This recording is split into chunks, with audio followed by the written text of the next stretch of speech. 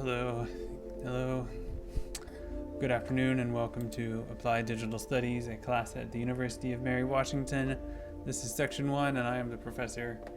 My name is Zach Whalen. Good afternoon. Just checking my hair. I don't know if you can tell, I have a new webcam, by the way, and it's a little different. I don't know, I feel like it sort of makes me look more triangular. I think there's a little fisheye effect on it. Doesn't matter. Anyway, good afternoon. Hope you all are doing okay. I'm going to turn down my background music so it's not background music anymore, and talk a little bit about what I have planned for today. So thanks for saying hi either in Twitch or Discord. It's good to see that people are out there. I always appreciate knowing that I have an audience when I'm going live on the stream. So hello.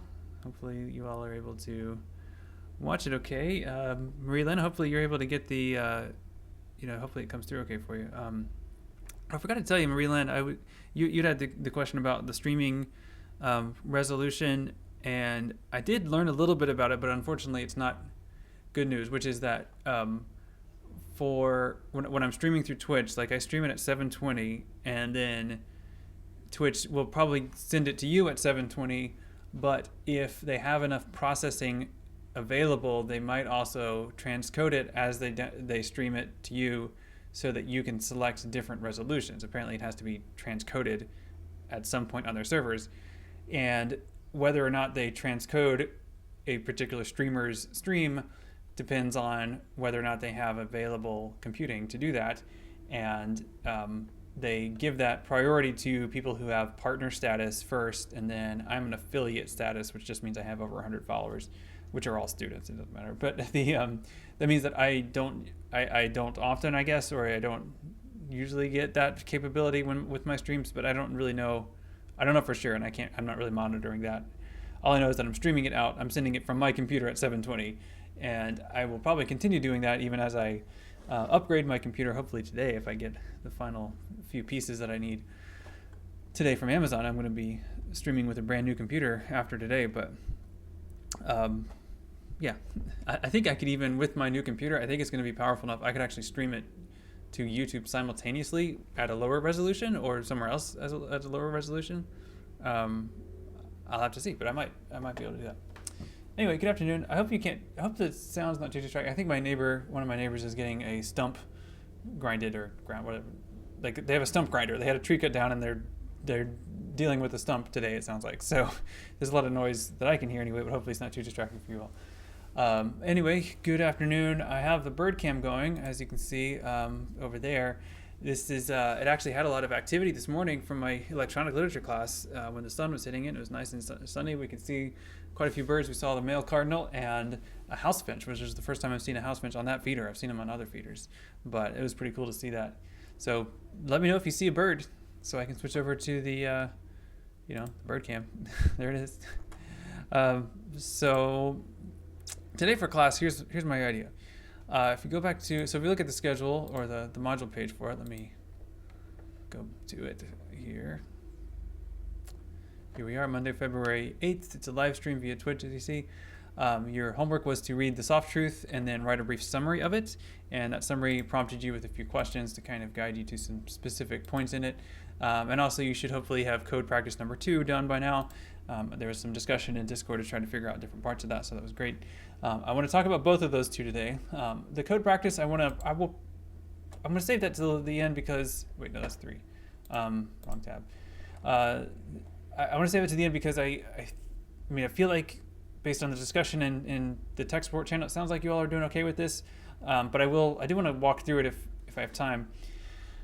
That said, Code Practice 3 comes up, and Code Practice 3 really isn't that much harder. The only new thing it introduces is functions, and that might be a big step. So I might spend a little bit more time with that on Wednesday than I normally would, just to make sure you're kind of getting that.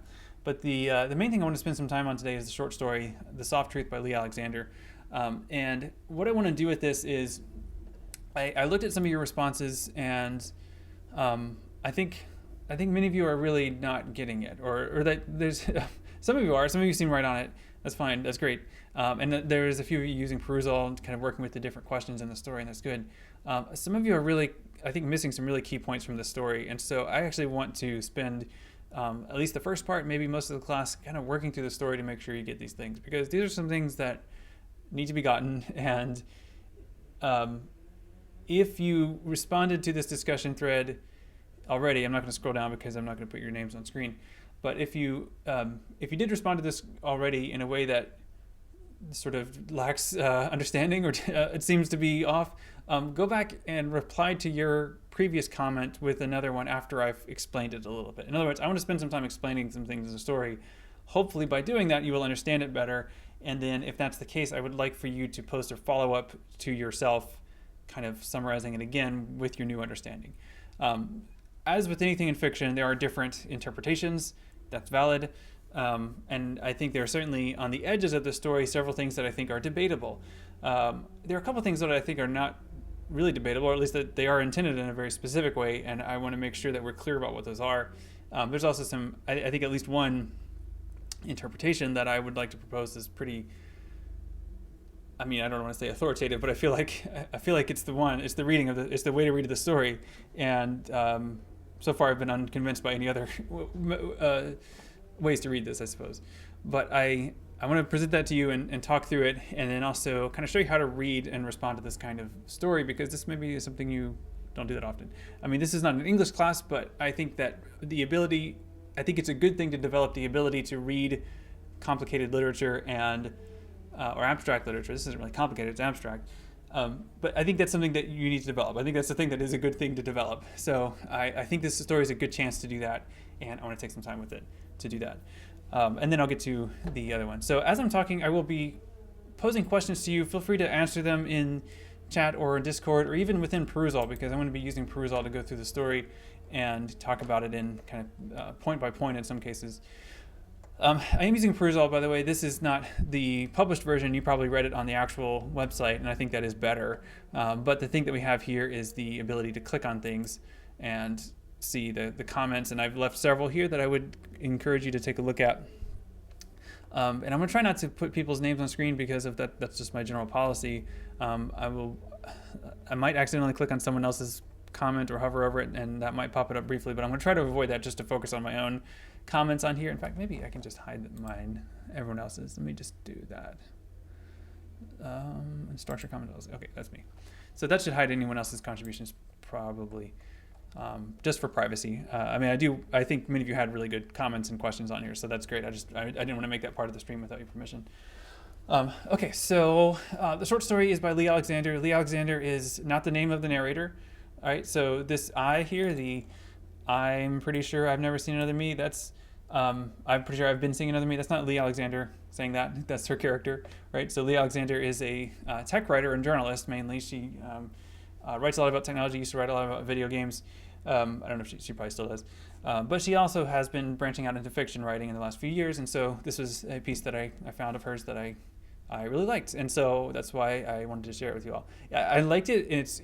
I liked it in the sense that it's engaging and interesting, but also makes me uncomfortable. And I think that's a good thing. I think that's a sign of good fiction usually, if it's something that makes you think about things in a different way, but also makes you feel weird about that thing in some way. And I think I definitely get that kind of,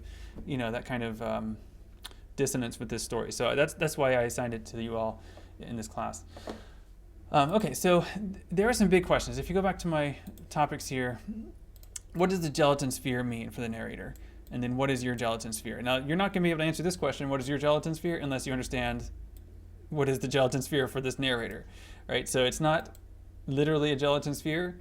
It's a white whale. It's Moby Dick. It's the thing that she's after. It's her MacGuffin that motivates every action, right? So it's not actually, it doesn't symbolize anything. It's just the thing that she's after and that she's never quite able to get to. And so for you to think of this in terms of yourself, when I ask what is your gelatin sphere, what is the thing that you're looking for when you surf YouTube? Like if you do that, or when you doom scroll on Twitter, or or Facebook, if you do these things, or when you refresh Reddit or whatever it is, right? There's always, I think many of us have these moments on different platforms where we're just there. Like we're not there because we wanted to find a video about how to do something, which, like sometimes you go to YouTube and you're like, how to replace wheel cylinders on a Mazda Protege 5. Like that's something I searched for recently. Sometimes you do that, but sometimes I just go to YouTube and sort of see what it suggests to me, and then I sort of follow something else, or I might vaguely think, well, I'll try something, and then I kind of go. There's this idea that you're looking for something, but you can't quite identify what it is, and that desire that you experience in those moments for something unspecifiable, but that nevertheless keeps you scrolling and keeps you scrolling and keeps you scrolling, or maybe it's your text messages, or maybe it's your email, or whatever. That sense of being compelled to do that's the gelatin sphere. Like that's this narrator's thing that she's after, is that thing, that's the same thing that you're looking for, which isn't something specific. It's this kind of experience or this desire that's been programmed into us by these the designers of these algorithms. That's the ultimate argument of the story, by the way. Spoiler alert. All right, so what is your gelatin sphere? Like, this is actually a question, and you can chat it. You can post it in chat or Discord if you want. But like, what is the thing that you're always looking for? Is there some video that you saw once, or some tweet that you saw once, or some meme that you saw once that you've never been able to find again, or that you're always looking for? Or do you relate to the specific thing that this narrator is looking for, which are the satisfying videos, right? That's the whole genre of YouTube. I have a whole search pulled up here in a different browser. But what is that thing? What is the thing you're always after? Let's see if I can. Well, I don't want to spoil it, because I did find the gelatin sphere, by the way.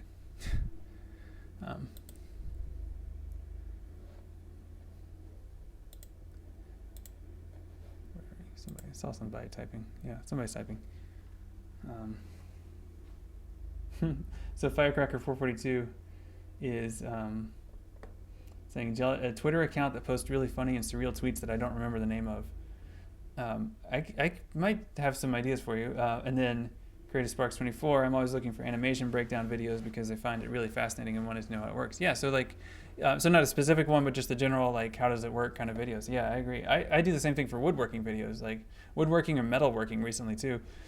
I don't have any tools for metalworking. I do have one woodworking project, but I don't need a video. I know how to do it. So, but sometimes I find it kind of relaxing to watch these things.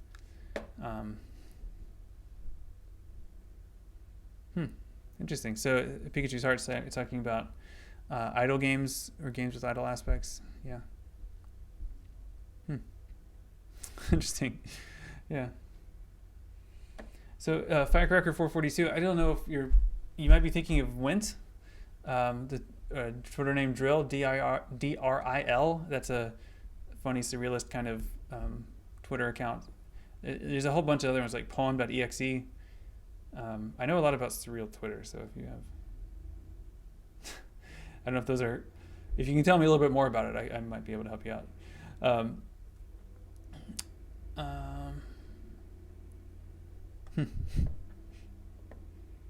Oh, TikTok, yeah. That's great. So Elizabeth has on Twitter, on Twitch has mentioned TikTok. I think this is all TikTok is, right? I don't think you go on to, I don't have TikTok, but I from what I understand, you don't usually look on it I want to find a TikTok video of XYZ, but it's sort of you log in and it's it just presents you with stuff and you just sort of run with it, right? Maryland's mentioning funny gaming content. Yeah, makes sense. Yeah, I think TikTok has really maybe mastered this idea of creating the compulsive algorithm kind of thing, because that's what I hear from people, is that it's hard to stop watching TikToks. And when TikTok recently was, I don't remember how this ended up actually, but when they were supposedly being bought by either Walmart or Microsoft or both, or Sun Microsystems even had a bid or something. I don't remember how that ended up, but the property in question wasn't even the user base, it was the algorithm. That was what was considered the largest part of their valuation, and it was in the billions of dollars, but it wasn't it was interesting that it wasn't their user base, which is different, because when Facebook bought Instagram years and years ago now, that was the big deal with them, is that they bought Instagram's users, and so they expanded Facebook basically by buying Instagram. But Instagram at a software level is very straightforward, whereas TikTok has this weird ability, this uncanny kind of suggestion ability. So, yeah, I can tell you there's a couple of things for me that are not exactly not exactly the addictive compulsive kind of things, but a couple of things that I have seen on the internet that I've not been able to ever find again, and that those do kind of drive me to do that. Or there's one, what was it? It was an educational film that when I was in college, one of my friends had to show it to a group of us to get extra credit for her nursing class. And so it was a literal, like, reel to reel film, and she showed it to us, and it was about lice. And I thought it was hilarious, and I have not been able to find it again. So, and I've not been able to find any reference to it on the internet. It's the kind of thing that you would assume is just on YouTube, but it is not, as far as I can tell. But it was like a really low quality animation. There was a character, there was a louse who talked about how much he enjoyed chewing on people's heads, and I just thought that was very funny. So I've been looking for it, but I've not found it. Oh yeah, mukbang, that's another one. Oh yeah, you found drill. Okay, that was it. Paragraph 42. Yeah, there you go. Yeah. Mukbangs is a whole other thing too. I think mukbang. I don't personally get the appeal of it, but I understand that people do enjoy it, and I think that's similar to the appeal of the kinds of videos that this character's talking about, and that's really what we're after. Is like this idea that there's a particular desire that she's pushing to an extreme. So she enjoys watching these satisfying videos. Searching for satisfying videos, but there's a particular kind that she's driven to an obsession over, and that she's fixated on it as the solution to her problems. But really, that fixation is just the extreme manifestation of this desire that's been cultivated in her by this algorithm. So that's a bit of what's going on there, I think. Let's get back to the story. Okay, so the couple things you know about this person. We know that. She works at this company called, Footprint Consulting, and this is an institution, a consultation company that helps you clean up your digital footprint.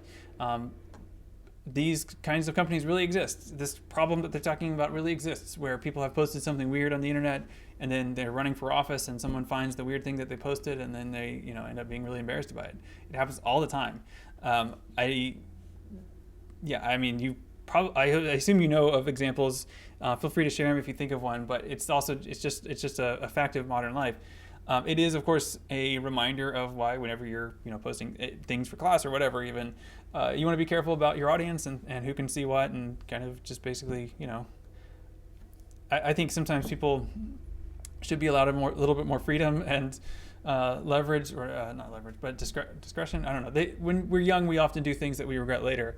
And in a way, I'm kind of relieved that I was not fully on the internet as much as many of you are when I was your age. But if you're younger than me, but the thing is, at the same time, I think it is okay that we are trying to be better people online. I think that if the basic advice is don't be a jerk online, that's good advice. Anyway, a bit of a tangent. So she works for this company, and their job is to find out things about people's past. And this is, I think, a big clue if we're trying to figure out who this narrator is and what's going on with her. She gets fired. She gets fired because of something she did in the past. That thing is never specified on here, but she basically gets caught by the same kind of process that she is doing as an employee of this company. Something that she has done or posted in the past has somehow come to light, and people know about it, and people think differently of her because of this. That ends up getting her fired, right? So that's basically a plot point in here. That's definitely in here, and just I wanted to make sure that that's clear, that she's fired, right? And so she says it here, right? How then could my own firing have come as such a shock? So she, in other words, knows exactly why she got fired, and she's surprised that she is surprised by it. There's a bit of a hint at what it might be, like here where she says, sorry, dumb is an ableist slur, and I of all people ought to be way past that by now. That implies that there was some past version of herself that did something related to ableism, or maybe expressed an ableist slur, or was a victim of one. I don't know, but that's the only hint I think of the actual content of what she did or said. But that's it's just a hint, and ultimately it doesn't really matter because she's been fired, and that's what triggers everything else in this story. So that's, hopefully that makes sense anyway. There's a lot of language here, and if you notice, even as I expressed this idea about her past, I used the expression a past version of herself. And I think that's a phrase you should keep an eye out for in this story, that there are several characters in here that say things along those lines. The narrator does, the girl at the laundromat, Veronica, all say something similar to reflect on something they've done in the past that they regret or that they want to distance themselves from. They don't say, I don't do that anymore. They say, that was a different me. They even use that kind of phrase, that was a different person, which I think helps us understand what's going on here. If you look at this idea of where she says, oh my gosh, that's me. This idea of recognizing herself as an other, like seeing herself out in the world. There are two of her. So whenever this phrase, a different me, shows up, maybe that's a clue. Maybe there's one of them is the other one. One of them is the past version of herself. Which is I think, well, I have an idea, but one of these might or might not be the other. One of these selves might not be the real self, or neither of them. It could be neither of them are the real self. So let's see. I was curious about some things here because the gelatin sphere figures very visibly in the story even from the beginning, and if you look at it on Medium, that's the image that accompanies it like throughout. It's a very specific image of a gelatin sphere, a blue sphere with red wire mesh descending down on it. I think this is actually the screenshot here. It just got sort of blurred out and broken up. Let's see. I wonder, is there a way to click through to the original? I guess I could just Google it. I'll just pull it up on Medium so I can show you the sphere picture.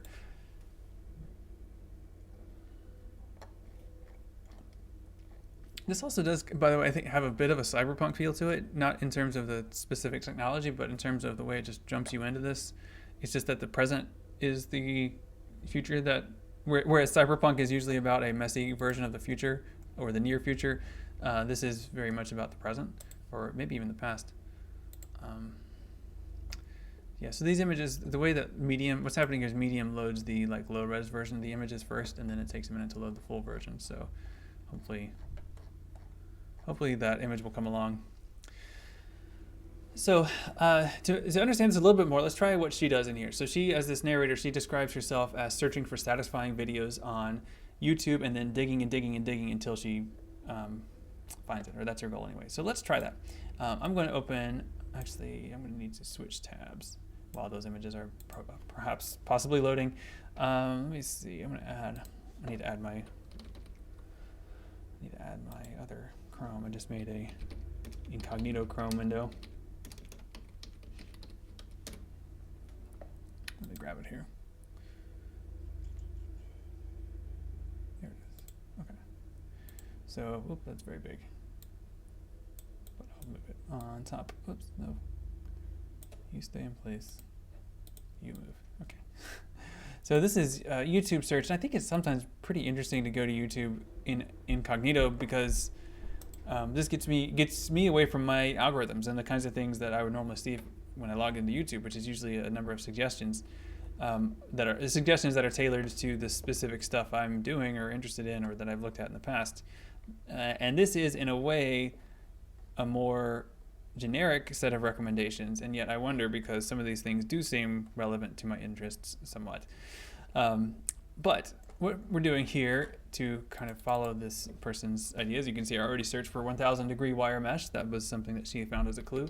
Let's try this, satisfying video. And this is the genre of video that she is obsessed with. And yeah, and you can see several examples of it here that are similar to what she describes. Things with slime, like glittery slime, things with painting or removing paints or slicing things. It even is labeled here, this looks like a brand, like a channel called Oddly Satisfying and Best Oddly Satisfying and Satisfying Videos. There's very much a marketplace for this. Yeah, then like the pimple popping kind of stuff is also sort of related, but gross. It seems to satisfy a similar desire. Oh yeah, this one, I haven't watched this video, but I love the thumbnail because it creates a pretty entertaining scenario. Let me see, can you see this thumbnail? Oops, that's very big. It's scrolling. This one's gross with this toilet cleaning. That zoomed in way more than I wanted it to. Gross, gross. But yeah, there it is. This I'm trying not to hover over it so it wasn't played. But this one on the right here presents a pretty interesting scenario. If you see what it's claiming, this is ways to how to sneak food to the party. So what I gather from this thumbnail is that there's a nightclub that this woman wants to go to, and it's being the gatekeeper is this kind of CGI looking person, and her goal is to get into this club, but she's not allowed to bring watermelon. However, she feels that it will not be suspicious if she shows up with her own disco ball and says, "This is my disco ball that I am bringing to this nightclub. It's not food, it's a disco ball." And then presumably she is allowed into the nightclub with her disco ball that she then slices and eats. I mean, that's the whole story right here, right? I guess if we hover over it, we could see this sort of played out. Okay, yeah, it looks like there are maybe other techniques, like you pretend to bring in a laptop, but it's actually a pizza, maybe? Hiding a pizza? I don't know. I'm kind of curious about this. Who knows what strategies might be useful there? Probably not. Okay, but anyway, I enjoyed that. The implications of this. So anyway, these are satisfying videos. It's a thing, right? So it's a thing that is very popular. There's GIFs and so on, like pushing your hands in a memory foam and playing with bubbles and doing stuff. It's an industry, like the hydraulic press channel, right? Like they do a lot of these things. Yeah, cutting, like making things, cutting things, right? I don't know why these are so satisfying, but they are. So that's what she's talking about, and that's what she's looking for. That's the kind of itch that she's scratching in the context of this story. So let me hide this one again just for a second so I can go back to the story itself. Yeah, this image is not loading. That's interesting. It should be. I don't know why it's not. Let me minimize that screen. Well, anyway, I'll go back to my perusal version. It's good enough, I suppose. The references to algorithms are pretty frequent, although sometimes oblique. In other words, the idea of an algorithm is constant throughout the story. I saw a couple comments where you're like, I don't know what this has to do with algorithms, but it's very frequent, almost every paragraph. In this case, it uses the word algorithm. In other cases, it doesn't. But it shows up in lots of ways. Like there's one. Let's see if I can find it. Not that. Avocado. How do you spell avocado? So I always get the O and the A backwards on this one. On this word. There it is. So here's a clue. I think this is pretty big right here. She goes to the grocery store. She's got a loaf of bread, challah bread in her hands with a basket over her arm. Behind a bakery shelf, she sees her other self in the grocery store. She says, "It was absolutely me, not that I had any doubts. She had my same white morning bandana on, except hers was blue, and my love pink sweats, except hers was gray.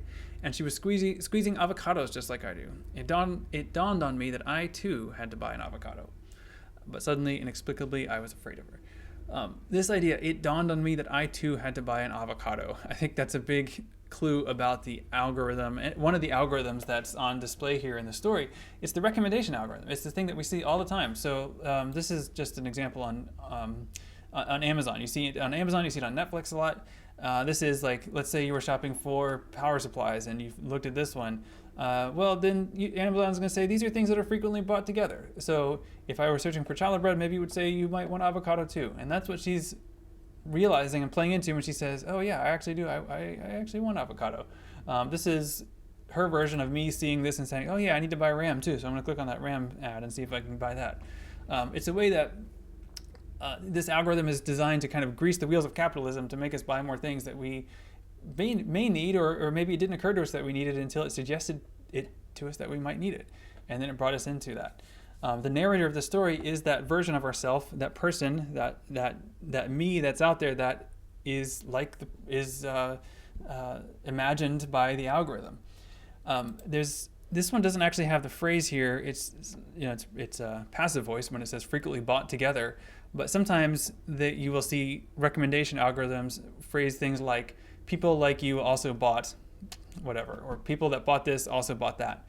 And there's an idea within that there is not, like the algorithm doesn't know me literally, biologically, spiritually, whatever, but it has a digital idea of me. It has a sense of who it thinks of as the, I guess, vector of Zach Whalen, and it's pointing everything it can at that to try to get that to buy things. But it's not me. It's not really me. It's just this version of me that's created by the accumulation of all of my decisions and purchases and likes and retweets and everything. These are all being added together and being presented back to me as a version of myself that is not exactly me, but that might be a me that I could be and that I might pay more money to be like. And this is the secret, like, insidiousness of algorithms that are in the context of advertising and recommendations. And that's the other self here. That's the other self that I think we're hearing from. I think that's the narrator, is not the literal person, but that algorithmically created person, that imaginary person that Google addresses in its advertising. Let's see. Do you know how to find your Google ad settings? They've actually changed the URLs for this sometimes. I think this is right though. Let's see. Yeah, good. So if you go to ads settings, so it's ADS right there, you can actually get a pretty detailed profile of this algorithmic shadow self that exists according to Google. And so you can take a look at it, and this is mine. I don't mind sharing. I mean, it's up to you, but these are some things that Google thinks I'm interested in.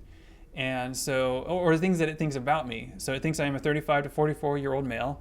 This is true. It thinks I'm interested in PlayStation. That is not true. I have a big rant about PlayStation, but I am not a fan. Bars, clubs, nightlife? No, not really. Some of these things, yeah. I mean, I'm definitely interested in comics, computer, video games, computer components, peripherals. That's all pretty recent because I've been shopping. Yeah, sure. But some of these things, fast food, not really. Combat sports, definitely not. These are things that I know about myself, and so I recognize whether they're accurate or not. But Google doesn't know this. It just knows that this is a being, a person that has this shared set of things, and then it can learn that this person who has this shared set of things might be similar to someone who has 90% of the same things, and those two people might want to see the same product. And so I'm going to advertise to both of them with this product. And I'm not sure about this person, but since they're so much like this other person, maybe I could send this to them anyway, and they're going to be happy about that, and then go from there. Some of this is wrong. I am definitely a parent. It says parental status not a parent. That's inaccurate. I am definitely a parent. I do have kids, although I have not heard them for a while. Come to think of it. Maybe they went on a walk or something. I am interested in construction and power tools. Like, I'm kind of interested in, the stump grinder that's working pretty hard over there. But what about you? Go to ad settings. If you've never done this, it can be really interesting. Go to adsettings.google.com and find out what it says about you. If you find anything really awkward or like not inappropriate, like whatever, something that seems really unusual, and you don't mind sharing it, please do. I'll put the link here in Discord. Here's the links. The link to Google's ads profile of you, in case you want to check. Yeah, so check it out. Actually, I need to put I don't know why Discord insists on you putting the protocol in front of it. There you go. So check it out. Might find something interesting or something totally predictable. All right, so other things. So once she gets into the YouTube algorithm, the YouTube algorithm is, of course, the most insidious algorithm that she's dealing with here, and the most dominant algorithm. I believe, I'm not actually sure about this, and I need to do some more research, but I believe the algorithm has actually changed since this story was written, and since especially since some of the coverage that you're going to read about later this week. I think that my very anecdotal impression of the YouTube algorithm is that it has gotten worse. So whereas it used to be uncannily good at like leading you down rabbit holes, I have found that it more often now just shows me stuff I've already seen. Not things like what I've already seen, but literally the same videos. And I feel like they've actually dialed it back in certain ways, and I'm kind of curious about that, but I'm not totally sure other than just that anecdote. So I'm curious if you've noticed that as well. If like within the past 2 years, if you felt like YouTube is owned by Google, but if you felt like YouTube's algorithm has gotten a little bit less good at sending you in surprising new directions. Yeah, so Creative Sparks 24 is interesting in retiring. Yeah, we should all be interested in our retirement investing, I guess, right? So Kira, you're noticing that too, yeah? Um, Right. Yeah, and Amber notes that well, you can certainly feed it yourself, right? And that's what we're doing as we search for things. You can also, on this ad settings page, you can customize it. Like you can, I mean, they're happy for you to tell them what you want. You can also turn this off. I like to turn it on just because I think it's kind of interesting. And I know I have so many ad blockers, I hardly ever see actual ads. But if you, whoops. But if you see something that is just wrong, like the parent one, I'll see if I can find that one. Yeah, you can just turn that off. So it's turning off this. Okay, yeah, turn off. Right. So it just switches you off of that particular set of ads. So yeah, kind of interesting, kind of weird. Oh yeah, you even have categories. That's a good idea. That's really. I am kind of interested in this, like that you can actually turn off alcohol and gambling, which are two really destructive kinds of addiction. So that's actually pretty good that they have the ability to turn those off. It's a little weird that they have the ability to advertise for gambling at all. But okay, that's a different topic. Okay, so there's a lot of questions in this story, and feel free to ask them if there's something I haven't touched on yet that you're still curious about. I think here's an interesting one: the free speech people, right? So whatever she has gotten in trouble for saying, she's getting defended by the free speech people. So it might be worth spending a little time thinking about that. Who are the free speech people, and why is she somewhat alarmed that those are the people coming to her defense? That's interesting, right? And then there's this big question that she asks here. She asks herself. This is the question we should be asking as well. Which one of them is real? Just because we're hearing this narrator speak to us does not mean she exists. Obviously, she's a character in a work of fiction, so she doesn't really exist. But within that, like, what actually is that, and which one is real, right? All right, so I actually did find the video in question. She's after this particular video that she finds by searching for 1,000 degree wire mesh. I tried that search and I didn't get it with that search, but I think I didn't. Wait, did I find it? I think I did. But I did find a video that has the same title that she has here, 1,000 degree wire mesh versus soft jelly gummy learn color slime ice cream. These videos have these really long, ridiculous titles because they're trying to cram as many keywords into it as they can. But that's what's going on here. And this is, I believe, the video in question. I believe this is a re-upload because, as you'll see here, it's got... it was uploaded in 2017, but it's only got 394 views instead of 10 million.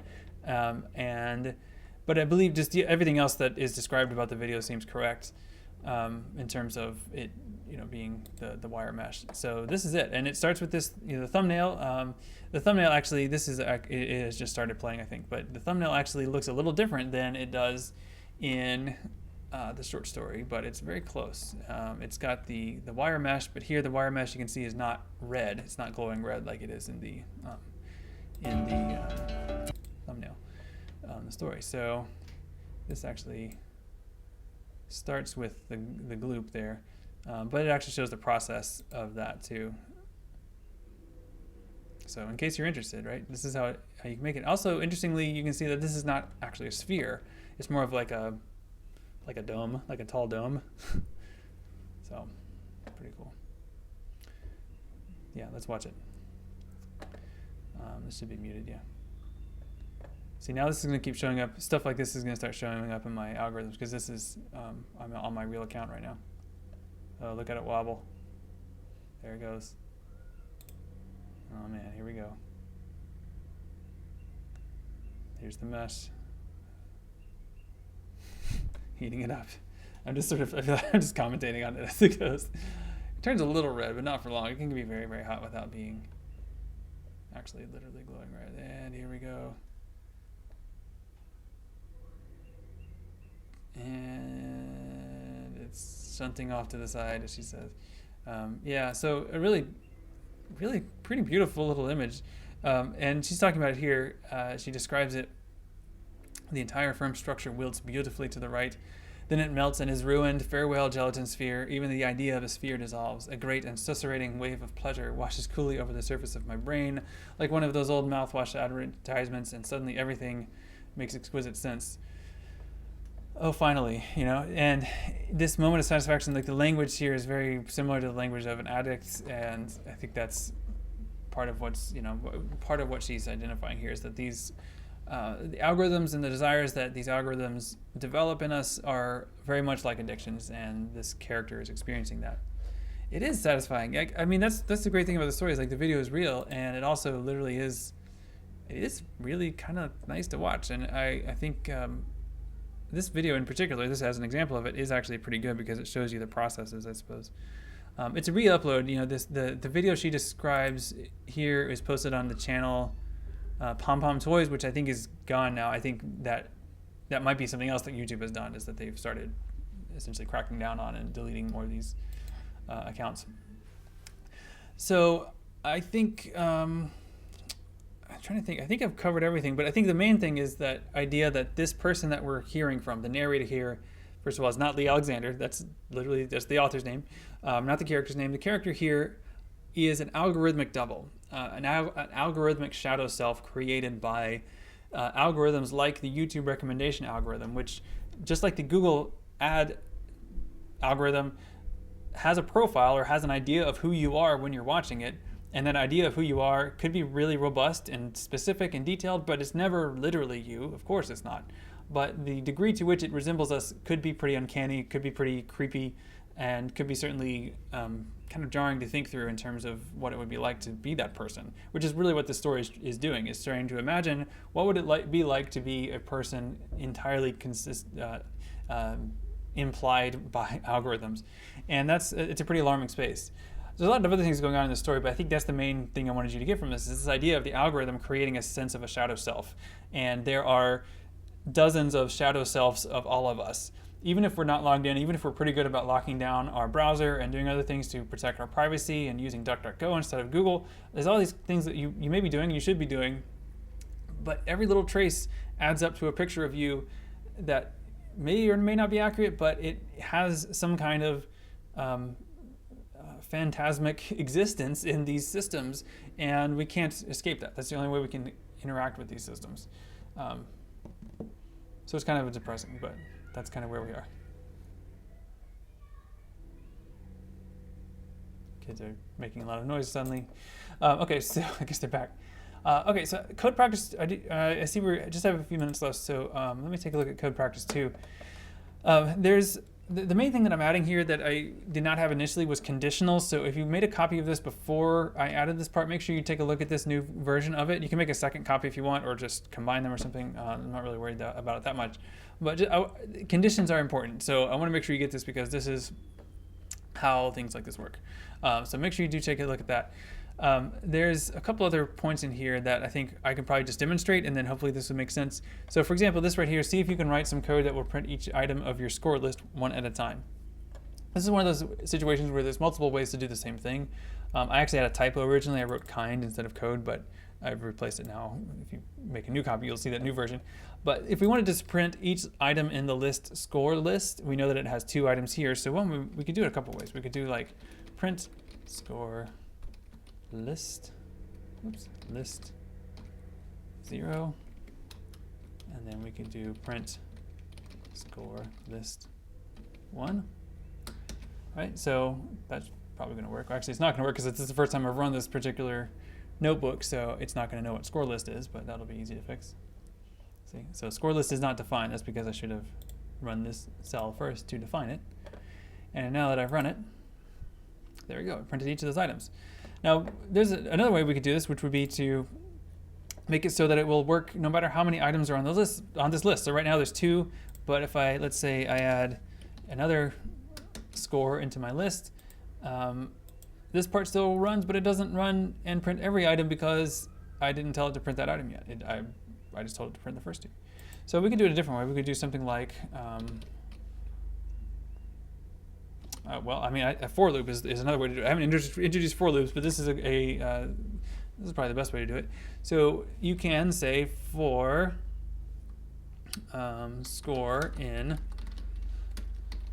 score list print. Is this right? Doing this off the top of my head. Am I doing this right? No, I'm not. Parentheses. Oh, right, of course. That's the thing I told you I always forget, and I did forget it then. So this way, this is actually using a bit of Python's syntactical magic to do this. What it's doing is it's just iterating through the list, and every time it moves through the list, it names that thing score temporarily for that loop, and then on that loop it prints whatever that value is. So this is another way to do this. If you didn't know how to do this, it's fine. If you did it this way, that's fine. I think there are probably other ways to do this too, but these are the two that occurred to me. If you've thought of a different way, then that's great. Then please do. But now you know this way. So this is a for loop. This is how you can do it with a for loop. Going down here with the dictionaries get a little wonky, obviously. The main things are to make sure that you understand how to assign and reference different parts of a dictionary. It's like a dictionary with words in it, right? You look up a definition of a word. So in this case, when I created this dictionary, I'm defining health as the number 100, and I'm defining charisma as the number 50, and so on. So these are it's like an entry in a dictionary. If you want to know whichever one of it you're interested in, you basically ask it, what is the definition of health? And if you ask it there, it's going to tell you 100. But if you change this to a very large number like this, you can run it this way, and then when I run it this way, it's going to tell me that's the definition of health. So I've changed this value by redefining it, and I redefined it by rerunning that cell. So that's the kind of thing that you would be doing down here in this set of things here to make that a conditional, to make that a condition respond to a specific condition. Okay, so, oh yeah, I'm just checking back in Discord here. Yeah, interesting points, Marie Lynn. I think you're right, that YouTube will suddenly think you're 3 years old, and I think it may for me now that I've watched this video, because if you look at my recommendations now, like all of these are very similar in terms of their color schemes.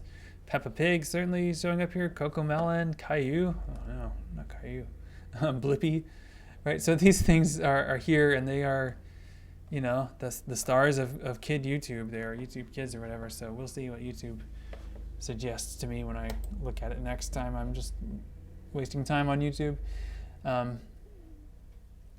It usually recommends, it does occasionally recommend music that I like, or that, music that is like music I like but I haven't heard of. That's how I found a couple artists I started liking a lot recently. But it hasn't done that for a while, and I kind of want to discover a new artist. Like, I don't know.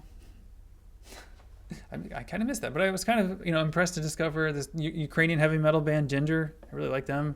And then Gojira, I had heard of them, but I never really listened to them. But then Google kind of sent me down a rabbit hole, and I was like, these guys are amazing. So I listened to them nonstop for a while.